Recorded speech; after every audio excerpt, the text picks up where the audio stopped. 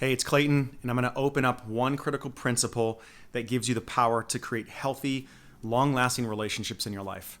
And if this is your first time to my YouTube channel, please subscribe, as my aim is to create high quality content for you that cuts to the core of relationship psychology and empowers you to step into the love that you ultimately want. So let's dive into this principle. Whether you're completely single and have been for years, or recently separated having gone through a gut-wrenching breakup, there's something I want to bring your attention to. And that is that many folks believe that relationship starts and stops with another warm body, be it your intimate partner, your ex, or your best friend. But what if I told you that there is another critical relationship that exists forever and always in your life, right at this very moment? And what if this hidden relationship was the foundation for creating healthy, clear love with another human being? You see, it's often the neglect of this hidden relationship that causes all of your romantic endeavors to fall apart at the seams. In fact, if this relationship isn't healthy, it's impossible for you to create a thriving partnership with a lover, period. So what is this hidden relationship that's right under your nose? Well, it's your relationship with reality, the way life is right now. In other words, the relationship you have with the present moment. So let's unpack this. If you're single watching this, how do you feel about being single? When you feel lonely, do you find yourself distracting or disconnecting from that feeling because it's painful through, say, social media, eating, drinking, or working? On a more general level, how do you find yourself dealing with any uncomfortable emotion that enters your experience? Well, if you're typically disconnecting from your experience of the present moment, from your feelings, then you're not in right relationship with life. In fact, what you're practicing is abandoning the present moment. And if you're abandoning the present moment, you're abandoning yourself. You're not being intimate with yourself, your feelings this way, which is actually the starting place for being intimate with another and building a relationship that lasts. Instead, what you're practicing is an unfulfilled, disconnected way of being that often leads to emptiness, loneliness, and discontent. And here's the kicker. If that is the neuronal highway that you are continuing to reinforce in your mind over and over again, disconnectment, abandonment about where you're currently at in your life, then another partner, man or woman, is not going to come along and change that general way of being.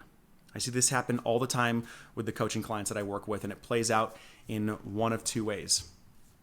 Imagine a guy comes along, and if you've been practicing creating an identity of lack, of missing, of dis-ease within yourself, is this just suddenly going to change when you're in a relationship? No. One of two things will happen. Because you've built up evidence that something is missing and the reasons why that something is missing in your life for however long, your neuronal pathways will have experience and strength firing. Something's not right. So you may find yourself being suspicious, unsatisfied, not feeling it with the guys that you date. You will have trained yourself into looking for what's missing, because your expectations of what the right man will feel like will be so enormously out of proportion to reality that no mere mortal will be able to fill those shoes. So you'll hold back, driving with the brakes on, and becoming defended in your interactions with men because you'll be thinking it's just too good to be true. Or let's say that you are in a relationship, you'll feel dissatisfied. This pattern is ultimately one of self-sabotage and relational constriction. Now, on the flip side, you will be desperate. You've been training a scarcity mindset. A man coming along you feel you click with will just be a blank canvas for you to project all that has been missing from your life onto him. He will feel projected onto as this golden goose, him being positioned in your mind on a pedestal that will both flatter him, but it puts an unreasonable amount of pressure on him to be what you want him to be. And this will drive him away because he won't feel you are in relationship with him, but rather in relationship with some fantasy of a savior who's going to rescue you from your discontent and your emotions. In short, he won't feel like an equal. Now, at its core, in both of these paths, the disconnection with the present moment, it breeds desperation, because you're ultimately outsourcing your connection to self through connection to the other as the only way to achieve happiness. Do you get that? Now, listen, if you can relate to anything I've just unpacked here, know that you're not alone. This is a very common phenomenon this day and age.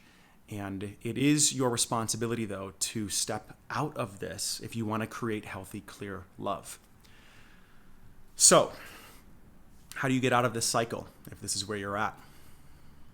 First, you must realize that your emotional experience is your responsibility and see the game that you've set up, that in order to feel happy, secure, free, loved, desired, you believe that you need a partner.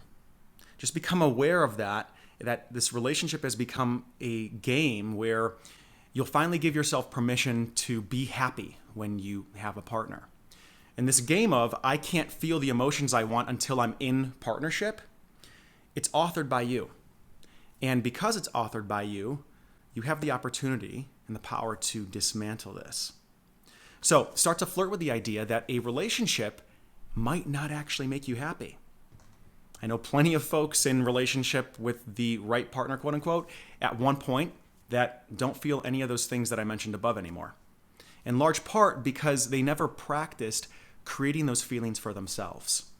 The secret is to learn how to arrive at that destination of contentment, feeling loved and secure first without a partner.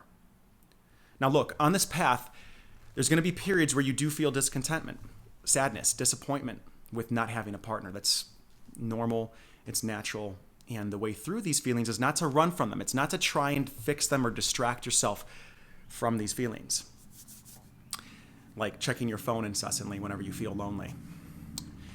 It's not to make these feelings wrong or run from them through achievement, workaholism, or judgment that you shouldn't be feeling some way, because judging the feeling just actually leads to more shame. The way through them is to be with these emotions, to welcome them, to welcome all of them as guests, to build intimacy with each of them and expand your relationship with the present moment self. To use each emotion that you experience as a gateway to building a more resilient, loving relationship with you. Because to say yes to the present moment is actually to say yes to yourself. When you are in right relationship with the present moment, you come into right relationship with yourself as the creator of your experience. And you're gifted with the ability to author a more compassionate story about why you are where you are.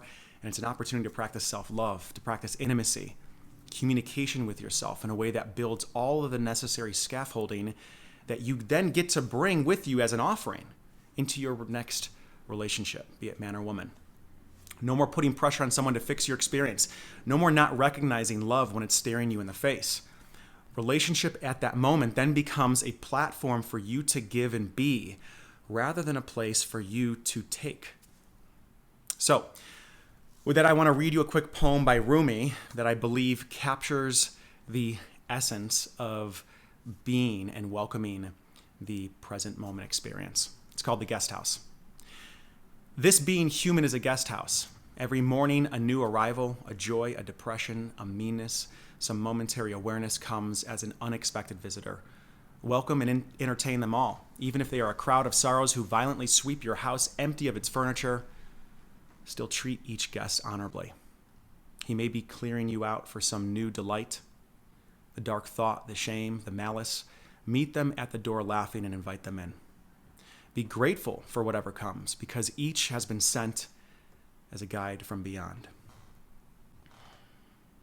So I'll end this with an invitation, a powerful invitation to a program that my friend, business partner, and fellow coach Jack Butler and I created called Relationship Ready, Becoming the One. Its goal is to take care of this for you. It's to give you access to a powerful, connected relationship with yourself, with the present moment, and with your life, so that you can create a loving relationship that fulfills you and doesn't feel like such a leap, but rather a natural and simple next step. I've included the link below this video so you can take a look at it.